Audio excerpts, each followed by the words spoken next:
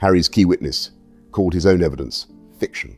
That sentence should end the debate about whether the Associated Newspaper's lawsuit was a legitimate pursuit of justice or a catastrophic exercise in self-destruction, because it does not get worse than your star witness telling the judge that the statement attributed to him was fabricated, that the signature was forged and traced, and that the entire evidentiary foundation upon which the case was built was, in his words, a pack of lies. Gavin Burrows was a former private investigator. He was the explosive figure in the case, the man whose testimony was supposed to demonstrate that Associated Newspapers had engaged in the kind of unlawful information gathering that the News of the World and Mirror Group had been found guilty of. He was the reason Harry went to court. He was the smoking gun. And when he took the stand, he disowned everything. This statement has nothing to do with me, he told the court. I did not write the statement. The signature was forged and traced. The case was based on a pack of lies. There's been this whole kind of theater built around it. It was fiction. Fiction. Burrows became one of the most explosive figures in the case because he was Harry's key witness. He was the main reason why Harry went to court. But he immediately disowned a statement attributed to him and said it was not written by him. He said, this statement has nothing to do with me. I did not write the statement. The signature was forged and traced. The case was based on a pack of lies. There has been this whole kind of theater built around it. It was fiction. Yikes! The word chosen by the man Harry was relying upon to prove his case, not inaccuracy, not misrecollection, not a good faith disagreement about what happened. Fiction, the deliberate invention of a narrative that does not correspond to reality. And Harry, having heard his key witness describe the evidence as fiction, continued with the case. He did not withdraw. He did not settle.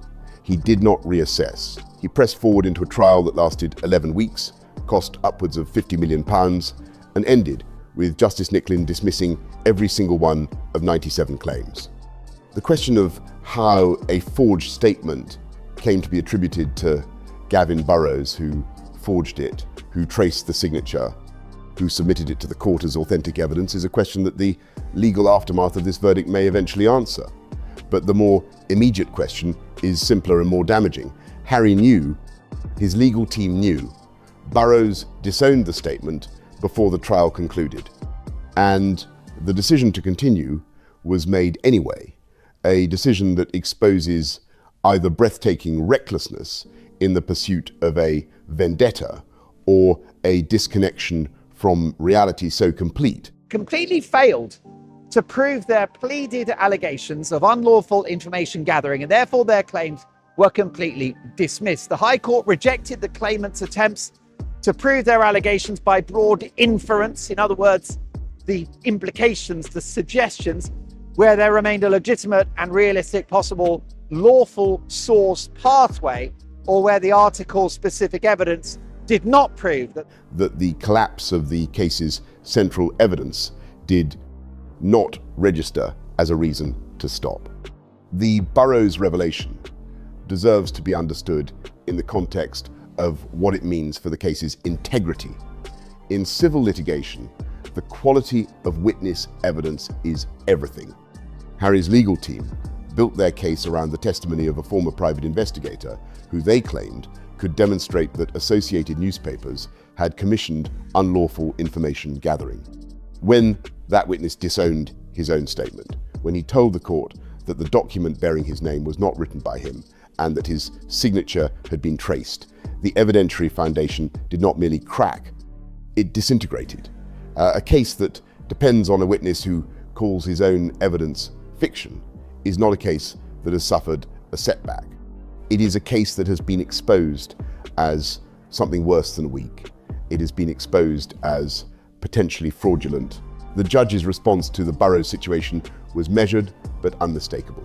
By dismissing all 97 claims after hearing evidence that the star witness considered his own statement fabricated, Nicklin sent a signal to the legal profession that extends far beyond this case. Courts will not be instrumentalized by claimants whose evidence does not withstand scrutiny, regardless of how famous or sympathetic those claimants may be. The High Court is not a venue for therapy. It is not a platform for grievance. It is a mechanism for the resolution of disputes based on evidence. And when the evidence is fiction, the outcome is dismissal. Against this background, the judge's treatment of the Daily Mail's witnesses becomes even more significant. Justice Nicklin did not merely accept their evidence, he praised it in language that reads less like judicial assessment and more like commendation. Charlotte Griffith, the editor-at-large at the Mail on Sunday, and the woman Harry claimed he had met only once before cutting off contact, was described as an impressive witness. The judge noted that she was frank about the limits of her recollection and did not attempt to manufacture certainty where she had none. Her answers in cross-examination distinguished clearly between what she remembered, what she could infer from documents, and what she could only explain by reference to usual practice. He accepted her evidence as honest. The messages between Harry and Griffith, read aloud in court, demolished his claim of minimal contact. "I miss our movie Snuggles. I wish I could have been there, especially now that you're there. I hope you're really well, Griff. I'm off comms all week in case you think I'm being rude. Keep me posted. I wish I was there, sugar. Otherwise I would have been there playing and then drinking you under the table." These are not the messages of a man who met a woman once and then discovered she was a journalist and cut off all contact. These are the messages of a man who had an ongoing, warm, personal relationship with someone who worked at the newspaper he would later accuse of criminal conduct. The contradiction between Harry's testimony and the documentary evidence was so complete that the judge's acceptance of Griffith's account was effectively a finding that Harry's account was not credible. Katie Nicholl, the Vanity Fair journalist whose reporting has been a fixture of royal coverage for 2 decades, received similar judicial praise. "I accept the evidence of Katie and of Charlotte Griffith," the judge wrote. "I found their evidence about the sourcing of this article to be truthful and persuasive. Their evidence was appropriately careful." Neither purported to remember more than she honestly could after many years. The judge found that the article in question, a short item about a Grey Goose cocktails event, was likely sourced from the brand's PR world, where sponsors actively sought mentions in national newspapers. I regard that explanation as plausible and as fitting the nature and language of the item. And also of Charlotte Griffiths. The judge said, "I accept the evidence of Katie and of Charlotte Griffiths. I found their evidence about the sourcing of this article to be truthful and persuasive.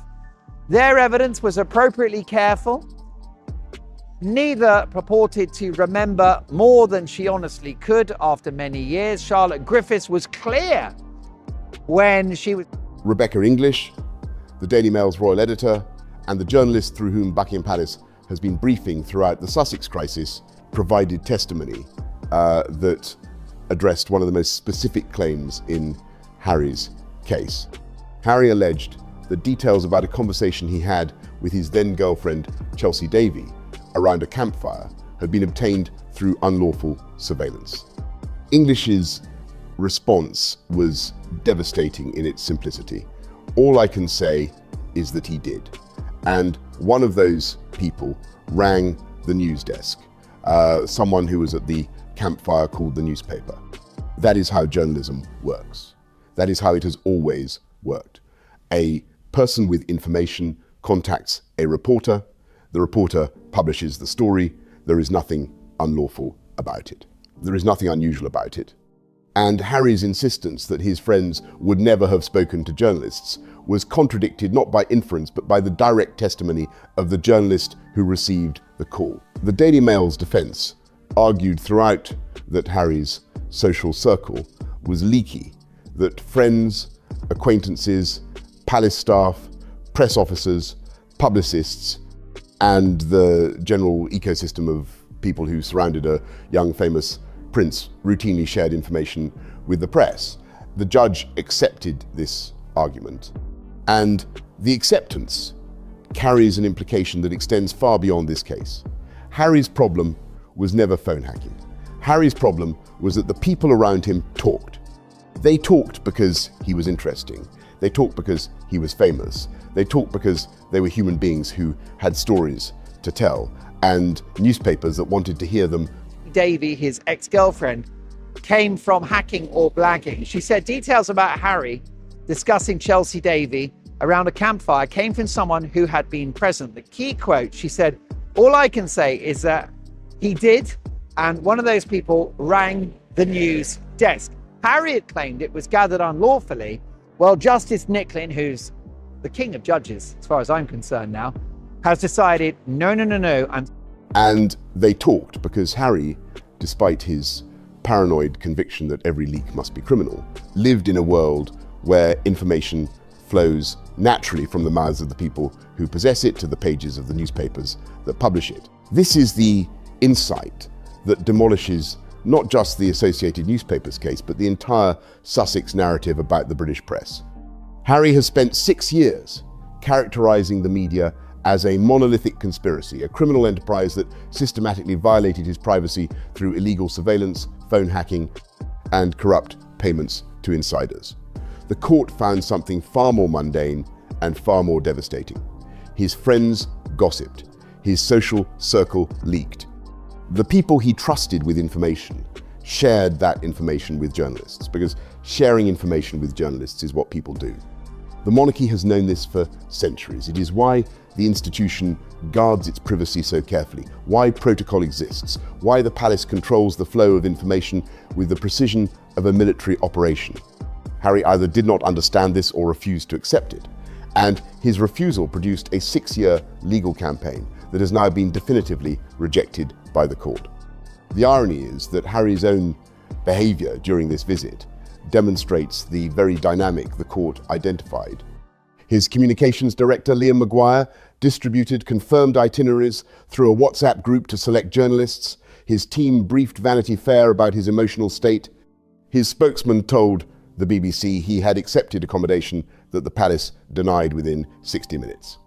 Harry's own circle leaks constantly to friendly outlets, to Sussex-aligned journalists, to anyone who will amplify the narrative he wants amplified. He is the leakiest figure in British public life. And he sued the Daily Mail. His winning argument is that Harry's case was built on inference, in other words, implications, right? Sandra in sales or in the accounts department. It was inference, not proof. It argued that stories could have come from lawful sources, friends, staff, palace contacts, social circles, publicists, event PRs, ordinary journalism, and much besides. And of course, that is for reporting information that came from people who talked. Paul Dacre, the former editor of the Daily Mail and one of the most powerful figures in British journalism, gave testimony that captured the emotional dimension of what Harry's lawsuit had inflicted on the newspaper and its staff. The allegations, Dacre said, had astonished, appalled, and reduced me to rage. He said Harry was very good at smearing the living and even better at smearing the dead. The fury was not performative. It was the response of a man who had spent decades building a journalistic institution and who had watched a prince, a man with no evidence, a forged witness statement, and a case built on inference rather than proof, drag that institution through years of litigation that cost tens of millions of pounds and damaged the reputations of journalists who had done nothing wrong. The collateral damage extends beyond the Daily Mail staff to Harry's own co-claimants. Sir Elton John, one of the greatest musicians of his generation and a philanthropist of extraordinary generosity, was persuaded to lend his name to a case that has now been comprehensively rejected. Baroness Doreen Lawrence, whose son Stephen was murdered in a racially motivated attack in 1993 and who has spent 3 decades fighting for justice with a dignity that commands universal respect, has been dragged through a failed lawsuit that she would never have initiated on her own. Elizabeth Hurley, Sadie Frost, David Furnish, Simon Hughes, all of them trusted Harry's assurance that the evidence was strong enough to justify the risk. It was not, and the financial and reputational consequences will follow each of them, not because they did anything wrong, but because they followed a prince whose judgment is not to be trusted. Dolan made an observation about Elton John that captures the human dimension of this damage. Elton made a big mistake because he's such an absolute genius of a man, he said. For Elton, the financial costs are manageable, a couple of concerts and the bill is paid. But for Harry, who does not have Elton's earning power, who does not have Elton's ongoing revenue streams, who does not have Elton's capacity to generate income on demand, the costs are existential. And the person who led everyone into this disaster is the person least able to absorb its consequences. One like Paul Dacre, angry and turned to rage. He said he was angry on behalf of Daily Mail journalists whose reputations had been attacked. He called the allegations preposterous. He said he utterly refutes them. Well, he's won the argument and Harry has lost. He said the grave and sometimes preposterous allegations have astonished, appalled and reduced me to rage. He said, you're very good at smearing the living to Harry. Yikes, you're even better at... The judge's treatment of Harry in court deserves attention because it reveals the gap between how Harry sees himself and how the legal system sees him. Justice Nicklin repeatedly had to remind Harry that he was a witness, not an advocate.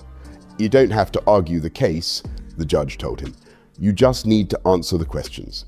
Witnesses feel pressure to make their point, but you don't need to. Harry appeared emotional and combative at points, unable to separate his identity as a prince with a grievance from his role as a witness required to provide factual testimony under oath. The judge's instruction was, in effect, a lesson in the difference between telling a story and proving a case, a distinction Harry has never been able to make, whether in court, in interviews, or in the memoir that started so many of his problems. Mark Dolan, broadcasting from outside the Daily Mail headquarters in central London, placed the verdict in the financial context that the Sussex operation can no longer avoid. Harry's personal liability could reach $10 million, a figure that arrives on top of the $2 million he paid to settle the previous aborted action against Associated Newspapers in January 2024. On top of the costs from the Ravec security case, on top of the ongoing expenses of the Mirror Group litigation, on top of the $3 million per year in private security, on top of the mortgage on the Montecito property, on top of the costs of the Portuguese villa. The arithmetic is relentless, and the income side of the ledger, Netflix renegotiated downward, Spotify terminated as ever struggling, speaking fees declining, offers no relief. The possibility of a counterclaim from Associated Newspapers adds another dimension. Right in the head. At one point, the judge actually had to tell Harry off. Harry appeared emotional and combative at points. The judge repeatedly reminded him that he was there to answer questions, not argue the case. The judge said, Justice Nicklin, who is, let's be honest, he's the king, isn't he? He's the boss. He said, you don't have to argue the case. You just need to answer the questions. Witnesses. Having been dragged through years of litigation based on allegations the court has dismissed, the publisher may seek not only costs, but damages for reputational harm. The allegations Harry made bugging cars, intercepting phone calls, illegally accessing bank accounts were described as lurid and preposterous 4 years ago. The court agreed. A publisher vindicated by a 436-page judgment has grounds to consider whether the accusations constituted actionable harm. Harry's whitewash response compounds this risk by publicly accusing Justice Nicklin of bias. He has attacked the judiciary itself, and the financial pressure will not fall on Harry alone. It will fall on the partnership, on the lifestyle Meghan considers non-negotiable, on properties requiring maintenance, on security requiring payment. If the legal bill forces a reckoning, if properties must be sold, staff reduced, the stress on the marriage will be immense. Rob Shooter's prediction that the marriage has 2 years left will look less like speculation and more like prophecy. Dolan made an observation that connects the verdict to the broader pattern of Sussex dysfunction. Unfortunately, whether it's his charities, whether it's his business activities, or his relationship with the royal family, everything Harry touches turns to mud. The observation is harsh, but empirically supported. Centre is suing him. African Parks faces abuse allegations. Invictus is losing sponsors. The Archwell Foundation has been effectively shuttered. The Netflix relationship has contracted. The Spotify relationship is over. The celebrity friendships have evaporated. The family relationships are frozen or severed. And now the legal crusade, the 6-year campaign to hold the British press accountable for crimes that the court has found were not committed, has ended in the most comprehensive defeat imaginable. Harry's decision to bring up Meghan during testimony about articles published 15 years before he met her was, as Dolan observed, bizarre. He told the court that the press had made his wife's life an absolute misery and that he had become paranoid beyond belief and always suspected those close to him. The emotional testimony was clearly genuine. Harry was describing real psychological distress, but the distress was not evidence. The paranoia was not proof. And the court, which operates on evidence and proof rather than on emotional appeals, found that the feelings Harry described, however real, did not establish that the Daily Mail had done anything wrong. The verdict is a 436-page document that says, in the language of the law, what the commentary space has been saying for years. Harry's war against the press was based on belief rather than evidence, on inference rather than proof, and on a conviction so deep that no contradictory fact, not even his own key witness calling the evidence fiction, could dislodge it. The articles Harry sued over were 15 to 20 years old. They were written before he met Meghan, before Megxit, before the Oprah interview, before Spare, before the entire architecture of grievance that now defines his public identity. He sued over stories about Chelsea Davy, about nights out, about the routine comings and goings of a young prince whose social circle, as the court found, was leaky enough to provide all the sourcing any newspaper would need. These were not stories about matters of state. They were not revelations about national security or constitutional crisis. They were diary items and social columns and celebrity gossip, the kind of coverage that every famous person in Britain receives, that every royal has received for centuries, and that the monarchy itself depends upon for the public visibility that justifies its existence. Harry sued over these stories because he needed the press to be the villain. Without the villain, his narrative of persecution collapses. Without the narrative of persecution, the Oprah interview becomes an unprovoked attack rather than a justified response.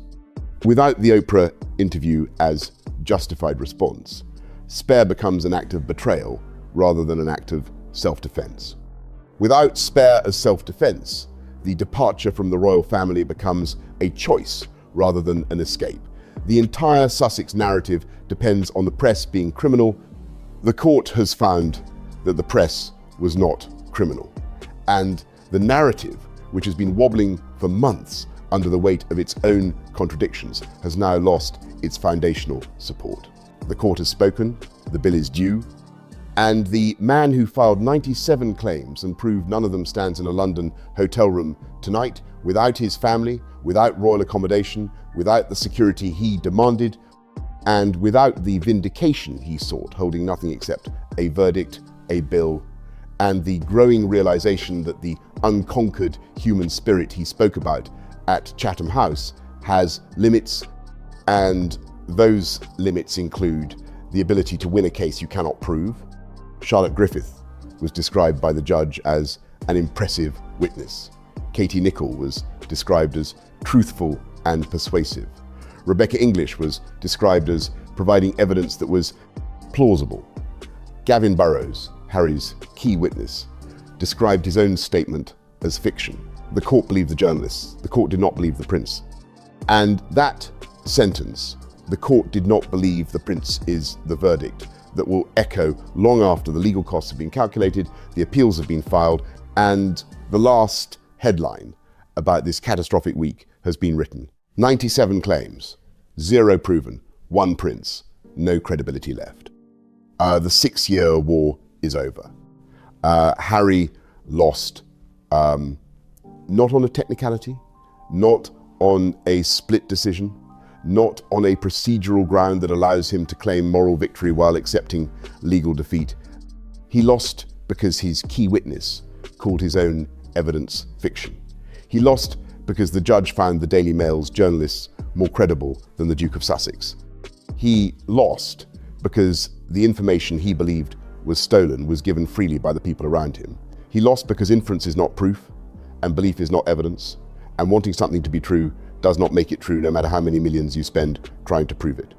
The unconquered human spirit may exist in every nation, but in courtroom 26 of the Royal Courts of Justice, what exists is a 436-page judgment, a bill approaching £50 million, and a prince who has just discovered that the British legal system does not care who your father is. It cares about evidence, and Harry had none.